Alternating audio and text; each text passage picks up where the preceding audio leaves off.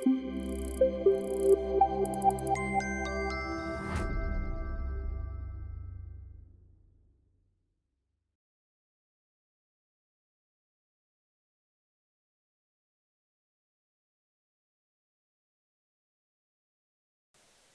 so we'll get started. Hey everybody, my name is Austin Story. I am an engineering director at Doximity. I've been there for 6.5 years, and the things that I'm gonna be talking to you about today is a project that I was a part of from idea to implementation to deployment, and it's been in production for about a year now.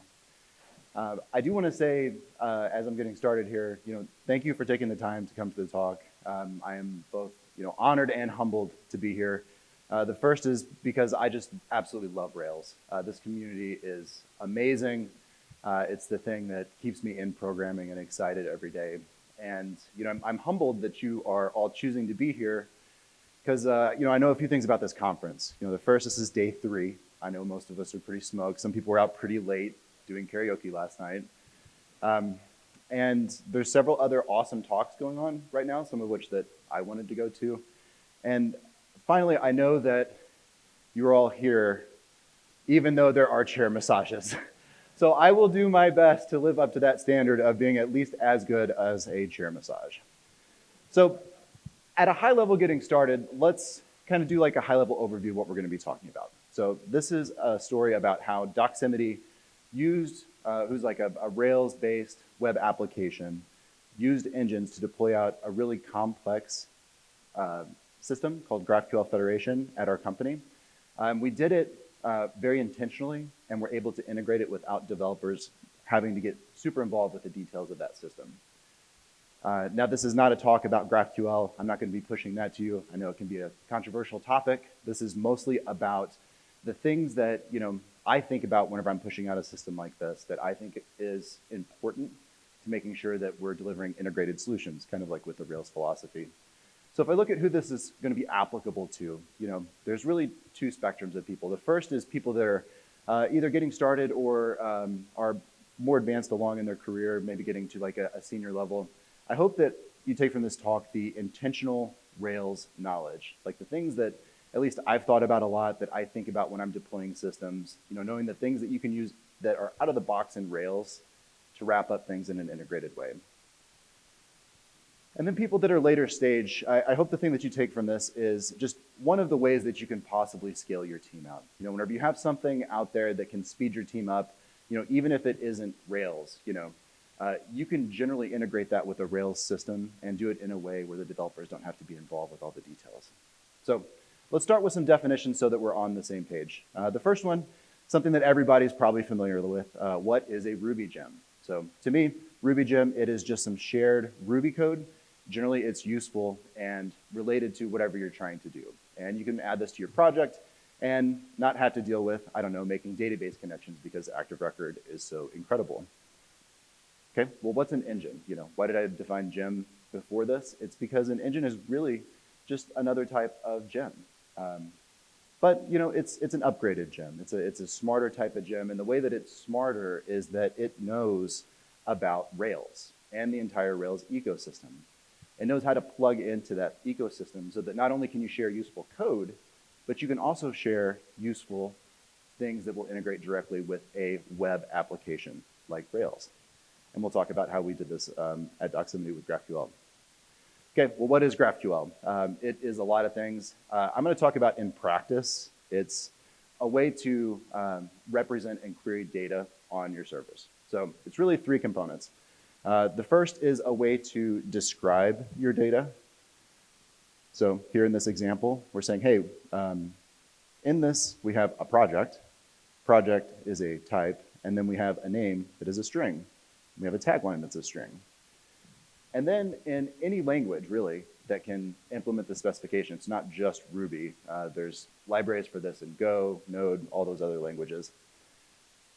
The server implements that, and then clients are able to query what they want. So it's a trade-off on like benefits versus the cost to do this, but it really empowers mobile developers to kind of get the things that they need whenever they're implementing things. So in this example here, we're saying, hey, we're going to offer that project. We're going to grab the tagline. And then the response comes back in a very predictable way, which can be important for mobile native applications. Cool, so what is GraphQL Federation? This is an extension on top of GraphQL. So whereas GraphQL is a query language that can represent what you're returning and respond to those things that you're saying that you can return, like the project and the tagline, Federation is saying, hey, let's just use this as the API primitive. So if you're in a microservices architecture, every single one of your microservices can say, hey, I can respond to these things. And then you can put those together so that at a single edge place, you're able to make a request to a single point. And then it is able to take almost like a directory and say, oh, you're requesting a newsfeed. The newsfeed service handles that, and then get the data that you need. And I've got a video here, if the internet gods are good to us. It kind of shows how this looks. So up on the top here, we have applications making a request. And then we have a gateway. That's what I'm calling Federation right here. Oh, Jesus. Let's try that again. Okay. Okay, so we have a gateway. And in this example, we have 3 different microservices. You know, they have a user's microservice, they have a product microservice, and a review microservice. And over on the left side here, you have a query that you can send down to this. Here we're requesting me with an ID, the products, and we're getting the reviews off of that product. Last time is a jar. Okay, so it sends that request down, and the gateway acts as a very smart router, and it's able to send the parts of the query down to the microservice that's responsible for it. That comes back up, and then it's able to be served back to the clients. So how do we arrive at GraphQL, GraphQL Federation, and an engine at Doximity? To explain that, I want to give you a little bit of context about our company and some of the constraints that we're under, so that it at least answers the question of why did we end up in GraphQL land in the first place? So background and domain, a little bit about Doximity. Doximity is a 13-year-old Rails-based web application. We are a Rails Foundation founding member, so Rails is not only near and dear to our hearts, but it's something that we want to support and continue to be pushing forward in the community. It is a professional medical network. And I like to explain it to people, like developers. It's kind of like imagine you have GitHub and LinkedIn merged together for developers, and you only let developers in. So it has aspects of both the things that doctors need and also ways for them to communicate with each other. We have 80% of the US physicians on our network, and we provide a whole host of tools. And just to say some of these, like telehealth, that's making voice and video calls, at least in the last couple of years. Has anybody done a video call for telemedicine? Yeah.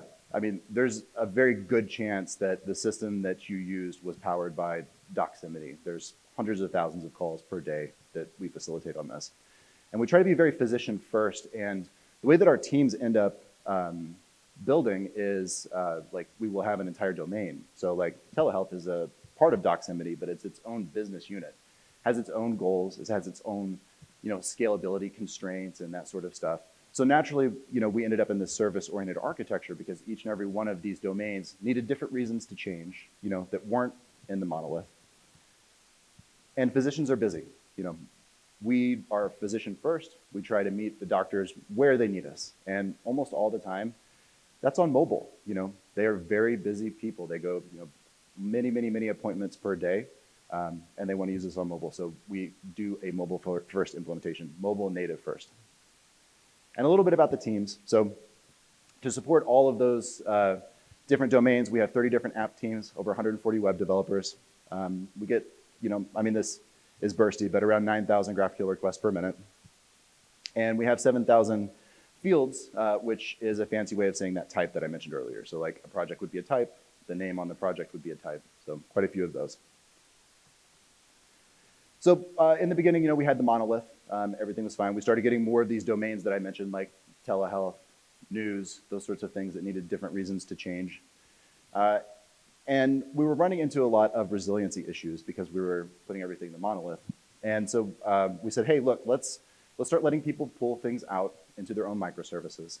And we're going to solve some of our problems that we're running into with mobile native by introducing GraphQL. And this happened at around 2017, which was about 6 years ago.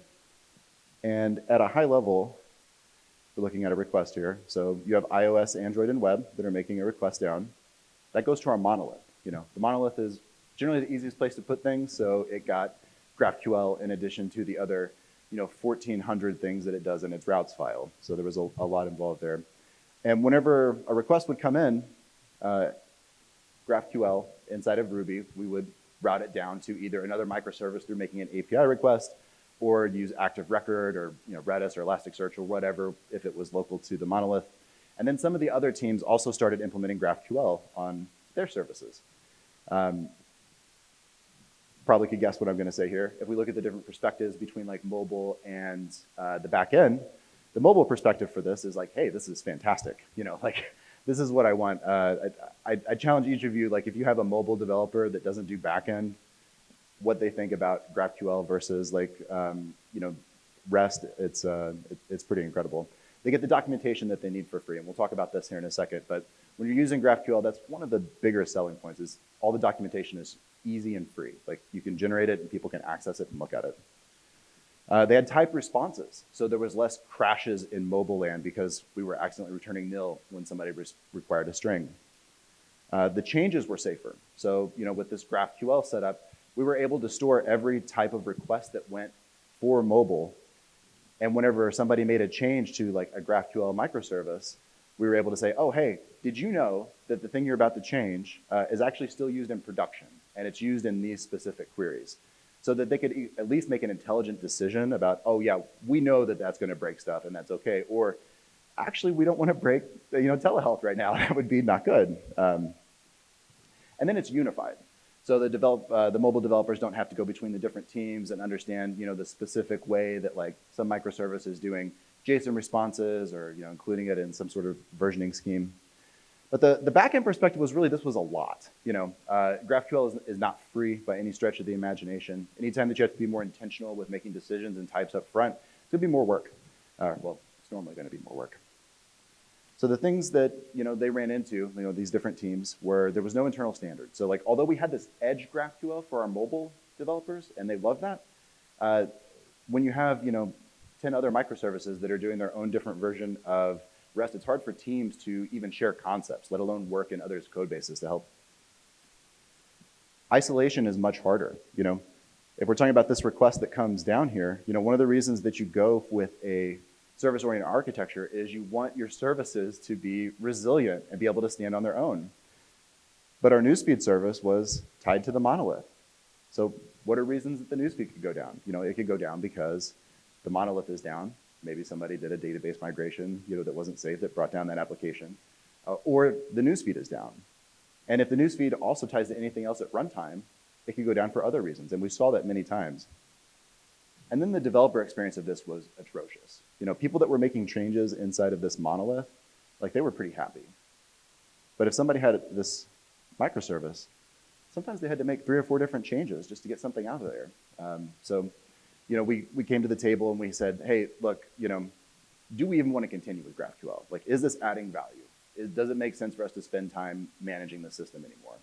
And the answer that we got was, a resounding yes from mobile. It really does speed them up. So we said, okay, so let's find a way that we can fix this. And let's try to fix this in a way where the Rails developers don't have to deal with all the complexity that we're about to introduce into the system to make deployments easier.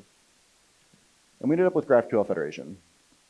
And the purple parts here are the changes. So iOS, web, Android does not change. Makes a request down to GraphQL Federation, which is that almost like an edge router thing. It was like a telephone book for where the types are located at.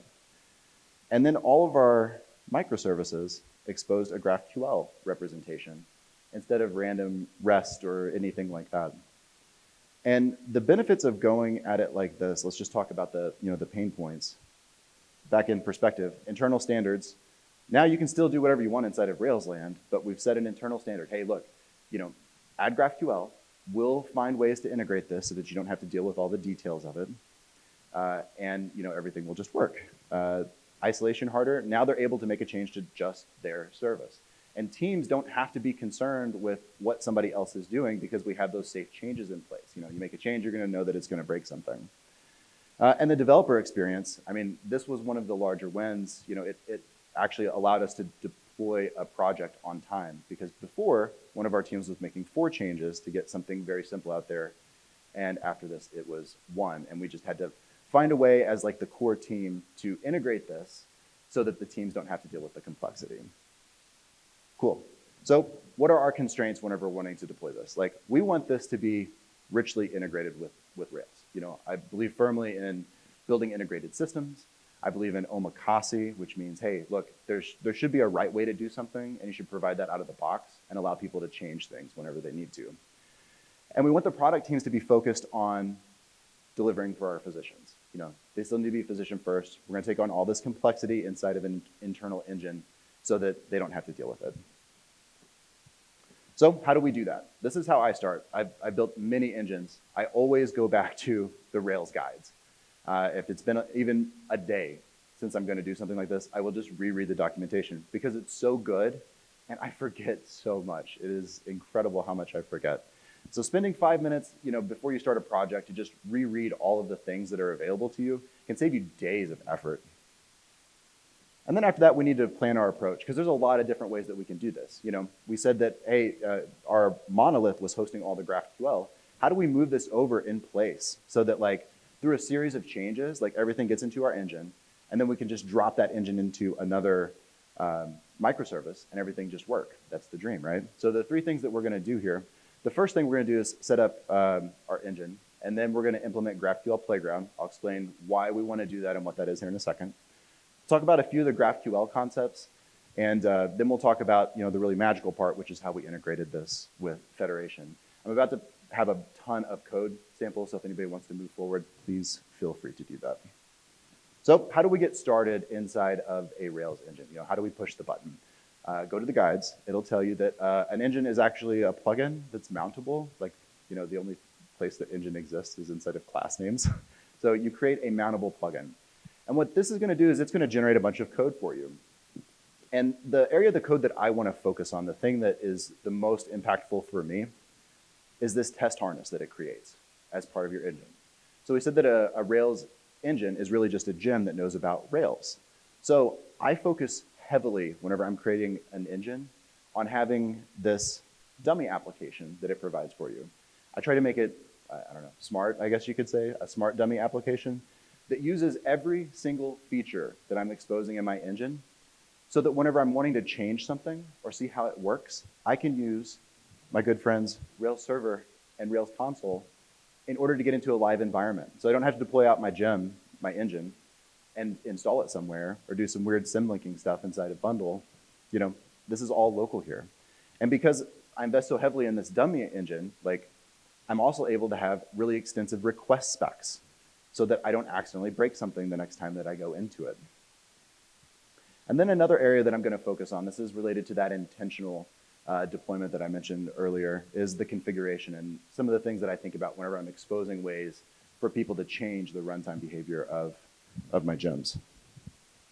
So whenever I say a gem config, really all I'm talking about is just, this is a pretty standard way to do this.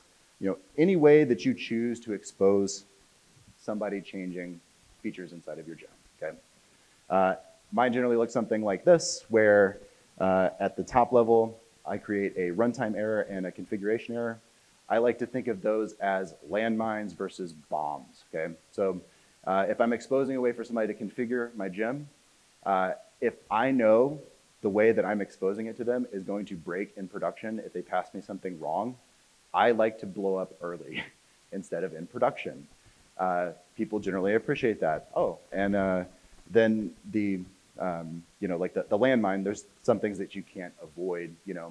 Sometimes you just got to blow up whenever somebody runs into a weird situation. So I think intentionally about those 2 things. And where I'm going to be showing the code a little bit later is in this object. It's really just a plain Ruby object that we expose for people to change. Okay, so we're going to get into this GraphQL Playground example that I mentioned, but let's talk about why we would even do this in the first place, okay? So the reason that we like GraphQL Playground at Doximity is it is a full-featured set of HTML and JavaScript where you can give it a schema, which is a fancy way of saying what the server says it can do. That definition that I mentioned earlier with the project in the name, you're able to give this to the GraphQL Playground, and it exposes 3 really awesome ways for any developer to go in and look at your system. This is a Star Wars documentation, but we have metadata about a film type, and it says, hey, this is a single film. We're able to dig into any of these fields here, we see created, that's a string, director is a string, edited is a string. And then we can dig deeper into these things called like a planet collection and see everything that it can do. So after we do this, the developers, the mobile developers, don't have to go and bug the backend developers and say, hey, when I'm requesting, API v2, how do I get the fat representation of the user instead of the skinny representation of the user, They're able to just request what they need, and they're able to see what they can request. And I think the seeing what they can request is the most important part. And then there's a live playground. So like here I'm requesting, all films, and then off of the films I get, ID and title. And then you have this autocomplete. You have a huge ecosystem of people that just love GraphQL Playground and making it awesome. I love to just hook into all the stuff that they're doing. I give it a schema, and then the developers are able to just dig into this. And whenever you make the request, it returns it back to you, ID, title, opening crawl. That's fantastic. So that's what we're wanting to deliver in terms of GraphQL Federation and why we want to deliver that feature. But at a high level, I'm going to show you the steps to get this here. But what I want you thinking is, or to take away at the end of this, is like, wow, this is literally just Rails. Like this is all just Rails stuff. Like we're just creating a Rails application that exposes some logic, Like what could I do at my company that would like make something like this easier? Because the parts of our gem here, we're going to have a controller that we define, okay? That controller is going to assemble some variables based on whatever models that we have. We're going to render some sort of a show view. We're going to mount that in our routes, so our internal routes for our engine. And then we're going to add some configuration so that people can control how this gem is acting, omakase, expose defaults that are sane, but let people change them if they don't want them. Cool, so playground controller. This is a decision you have to make whenever you're building out an engine. How much do I want my engine to know about my application? How much do I want my application to know about my engine? For this specific use case, we're inheriting our controller from action controller base, which is the lowest you can go, mostly. And whenever we're doing this because I don't want the application to influence how this is working. This is something that we should be able to drop in, people use it, and anything they're doing in the application will have no impact on anything here. This is an internal gem, internal engine. So we're going to include auth out of the box. This isn't something that's negotiable. Like we have very strict rules at Doximity that we follow for who can access the playground and who can request what sort of data. So we just add this out of the box. And this part is not something that's configurable because it's not optional. And I don't want developers accidentally shooting themselves in the foot because I didn't build this directly into the thing that I'm exposing. And then we got some config, like we're assembling variables here. We're grabbing an access token. By default, I know how that should work, but what if some microservice has a very specific, interesting use case, and they have to grab an access token in a specific way. Let's give them a way that they can configure that so that it doesn't take, 2 or 3 days for them to get that feature in if they need to just make a small change like that. Here's the routes, this is, hopefully you're seeing it, just Rails stuff, The thing to note here, we're mounting, or anytime that we get a GET, we're going to send it down to that playground controller that we just created. And then there's that configuration. How hard is it for me to just let somebody turn this off if they don't want it in their microservice? 4 minutes, maybe 5. I can add a full request back around this so that it doesn't break in the future.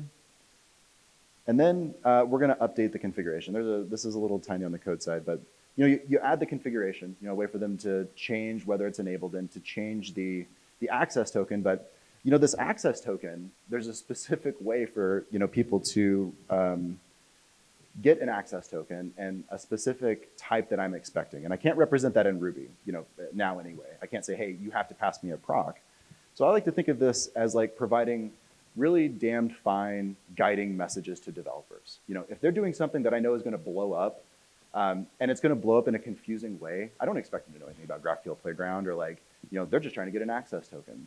So whenever I fail, I'm raising a configuration error. Like, okay, so here I have a Playground access token proc, right?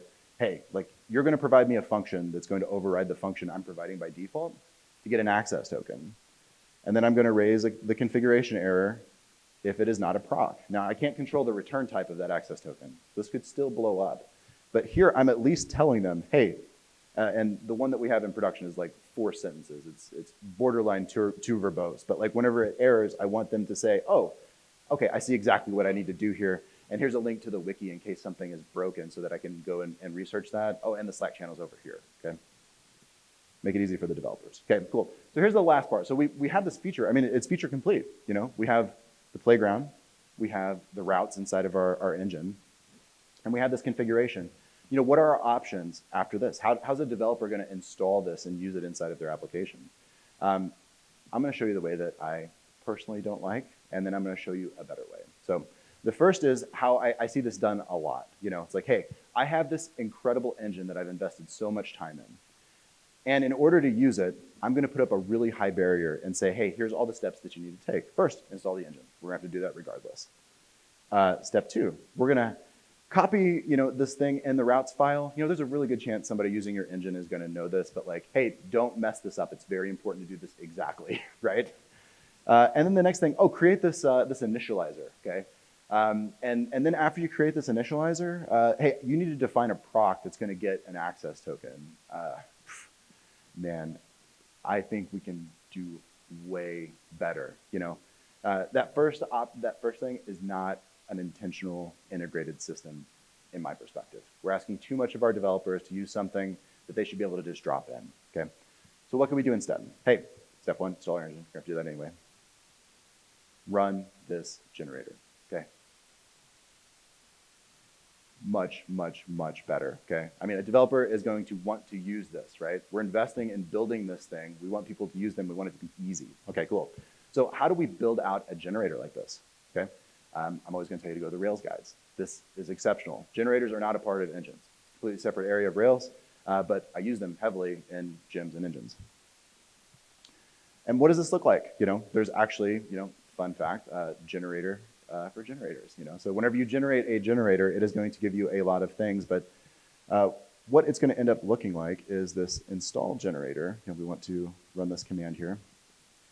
And it's going to be, you know, mostly blank at first, but, you know, what are the steps that we need to do in order to take on, you know, the burden of those 2 steps? You know, you can expand this to as many steps as you want to, you know. We need them to mount a specific route, you know, inside of their routes file. The generator, because it's a fully integrated system in Rails, it provides a keyword for you to just route, right? And this isn't just going to add it to your gem file. It's going to, or not your gem file. It's not going to add it to your routes file. It is also going to prevent you from adding it twice, which, you know, not a huge deal, but like, hey, it's kind of nice to not have to think about that stuff. And then the next step is like, you know, copy in this generator. You know, we create a default initializer that has everything that they're going to need. I tend to do these in like the devise and Rails style where it's like self-explanatory. You know, there's lots of like documentation. I don't expect people to go to my README to figure out what it can do.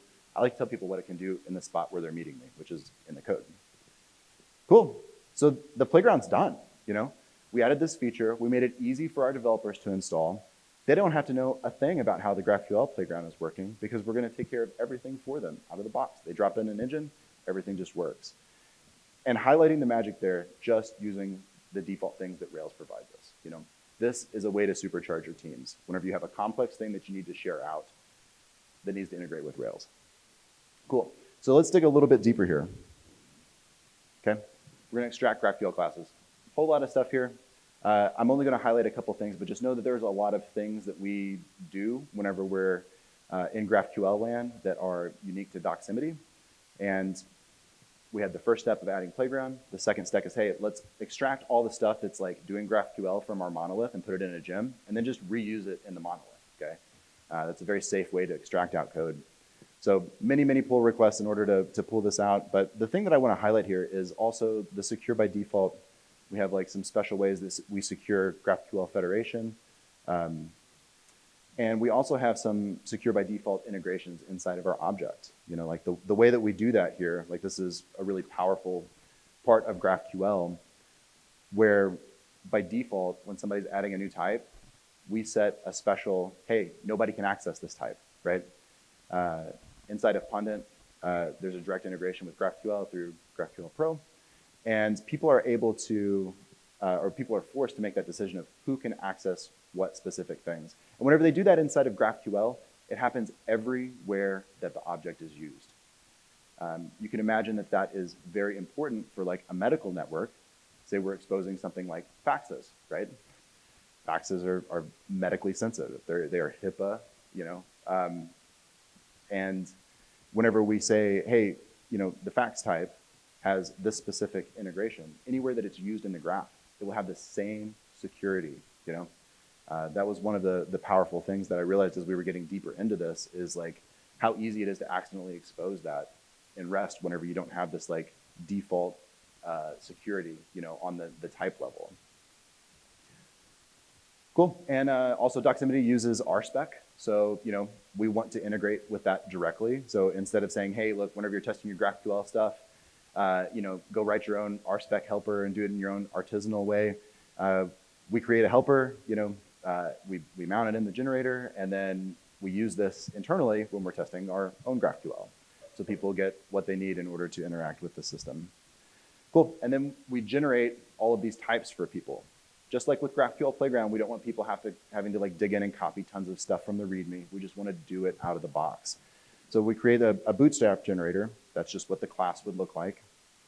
And we have a method inside of that is add GraphQL files. You don't have to know the specific things here, but there's a ton of like copying in of defaults, setting up things so that the developers can be focused on the schema object, which is just the way that they're defining their GraphQL. They don't have to deal with all of the complexity of like setting up pundit or their schema or the different types or the queries or anything like that. They're able to just deal in GraphQL or think in terms of GraphQL.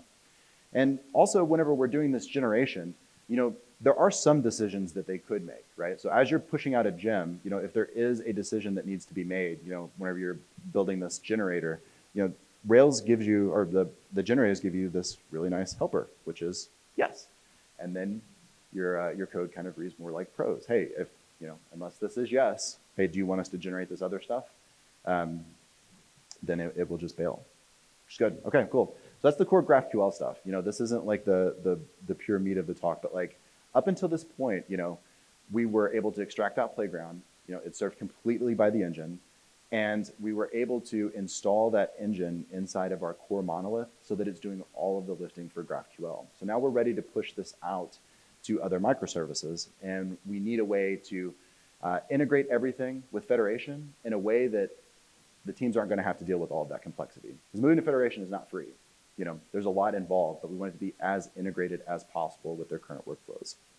So, let's do the final magical part here with the Federation integration.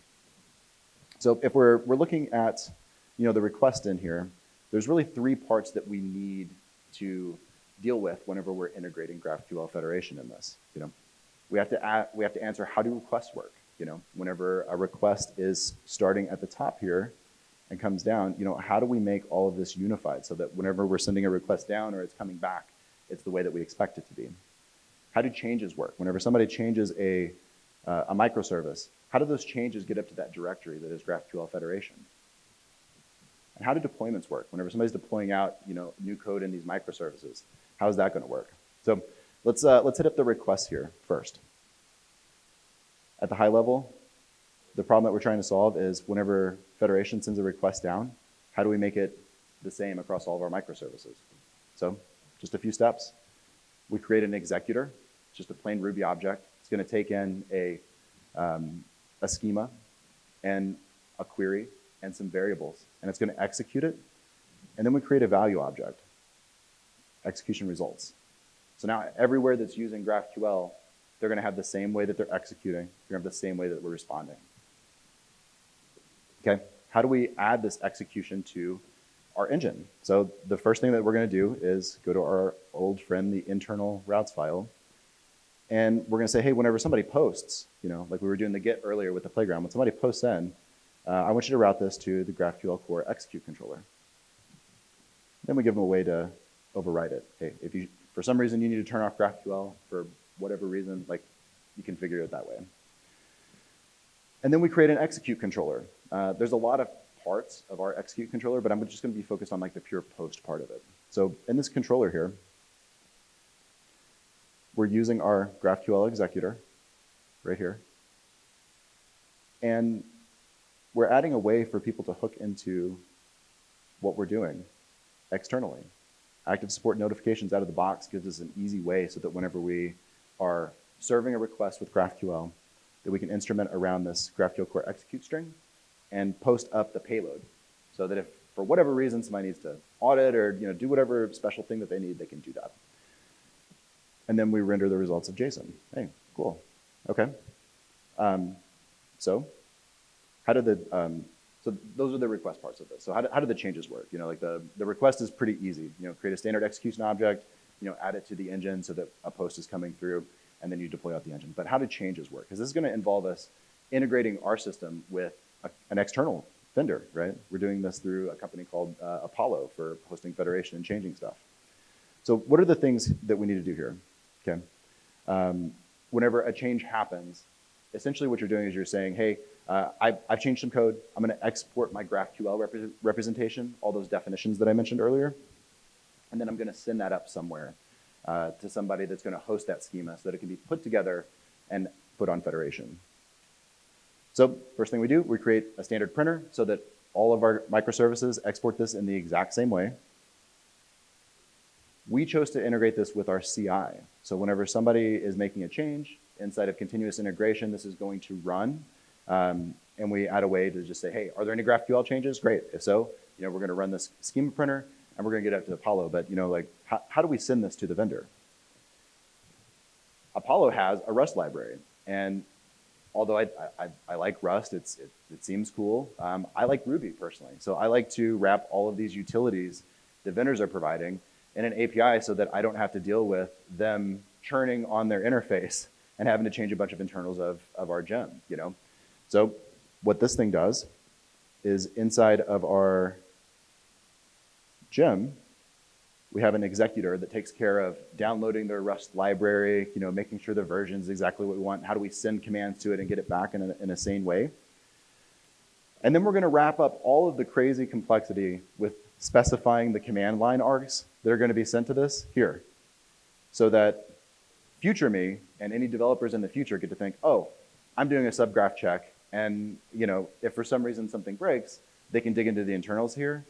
But otherwise, they just got a tight API that they can use, and they don't have to deal with downloading the library, understanding the command line args, or anything like that. They just use it. So what this is going to do is it's going to take your representation that you're exporting, those definitions of your GraphQL schema. It's going to post it to Apollo and say, hey, is this change safe to make? And Apollo is going to go through a decision matrix that's mostly based off of what requests are you getting in. So if iOS has requested something in the last 2 months, it'll say, hey, actually this is probably not safe. Just letting you know this could break your schema. So you're gonna have to make a decision here. But out of the box, like most of the changes that we make, almost every one of them, it's not gonna be a breaking change. Because in GraphQL, you generally think of versioning as like, hey, let's just create something new and we'll let that other thing just fall off the edge of the earth eventually. Cool. So I mentioned invalid changes. How does that work? If we're thinking about intentionally building an integrated system, like how do we want to integrate this with developers' workflow? We're saying we're putting this in CI, and it's something that can literally break production if they deploy it. But most developers, I don't expect them to have to dig into GraphQL land or Apollo land or understanding like what's going on here. I don't want them to see a red check mark in their CI and have to dig through some random web view in Circle CI or whatever continuous integration you're using to figure out what the error is. I want to be crystal clear what's going on, at least as much as I possibly can, so the developer doesn't have to think as much about what's going on. So where we ended up putting this is inside of the actual pull request. So when something fails, we post on the pull request and we say, hey, look, just letting you know, something is broken here. It could be unrelated, but you need to make sure you know what you're doing, right? So this is basically like a yield sign. It's like, hey, look, if you know what you're doing, we tell you the get message that you can commit to just override this, right? They're able to stay 100% in their pull requests. But if you're not certain, like, here's a wiki, like you can go read, or you can just go to the Slack channel and post in, and we'll help you figure out what's going on. So we want them to be able to self-serve the error and know what to do next. Cool. Okay, so the last part here is how do deployments work? Okay, so we said like as these changes are going out, like how do we validate them? How do we get this final schema representation up to Apollo? It's really just a couple of classes here. that we are wrapping up inside of rake tasks. So pretty much we create a series of rake tasks that we're going to run as part of Circle CI, inside of continuous integration. Whenever we merge into master, this is going to go through a series of rake tasks. Each of these rake tasks are pretty much going to call out to some Ruby object that's wrapping up a ton of complexity with the Rust library that I mentioned earlier. And then it's going to run each of those. It's going to generate the schema. It's going to, after it generates the schema, it's going to say, wait a second, did you actually generate a schema? Let's see what's going on here. So we got like a checking if the schema has been generated. We're going to check and see if it's valid. And then finally, if everything is good, we're going to publish the schema to Apollo. And then there's going to be some magic on the back end that I'm not going to go into that handles getting that into production for the developer. So they're able to make one pull request, one change, and then we have eventually consistent GraphQL schema on the back end. And then once we define those rake tasks, we tie into some rail ties. Eileen was talking about this on day one, so that all of the rake tasks that we're defining are visible whenever somebody does a rake minus T. And then we also make some changes here inside of this to prepare block so that whenever people are developing, they make a change to their GraphQL schema, it shows up immediately inside of something like Playground. Cool. And then the final part of this, this is a new system for our developers. We've made the errors like a first-class consideration. How do we educate developers about this new experience? How do we make this an integrated system so that they're not having to run into a landmine whenever they're like, hey, I'm deploying this thing out. It's not on, the Federation yet, So what we did is we integrated this with, whenever we publish, we integrated this with Slack. We have some chat ops that we do. And when somebody deploys out a microservice, there's some things that they need to know about. It's going to take, maybe a minute, 2 minutes for that to get up into Federation in production. So we tell them, we Slack them directly. I mean, that's kind of like hopefully the best thing that we can do. You deploy something out, you immediately get a Slack message like, oh, what's going on here? And then DocSpot, which is our internal chat ops tool, says, hey, look, heads up. You made some GraphQL changes. If you actually changed GraphQL, don't deploy the client part of this until you're certain that this is in production. That's the trade-off that we're making. Developers don't have to make 4 pull requests. We automate all that stuff, but they have to wait for a minute. And we don't want that to be a landmine as much as possible. We want to let them know about that as like a first-class concern. Drive the developer experience. Cool, so we went through all of these. We now know how we integrated this with Federation, the changes, the requests, the deployment. And we were able to integrate this entire thing, deploy it out. We have 9 microservices that are using this right now. But I think the real impact is, whenever a developer needs to get something out there, it's way faster for them now. And we have a fully integrated system inside of Rails so the developers don't have to deal with the details here. They're able to just drop this in and be off to the races. Cool. So that was all of my talk here. I appreciate your time so much. And once again, I'm honored that you all chose to be here today. So if you have any questions, raise your hand. No? Okay.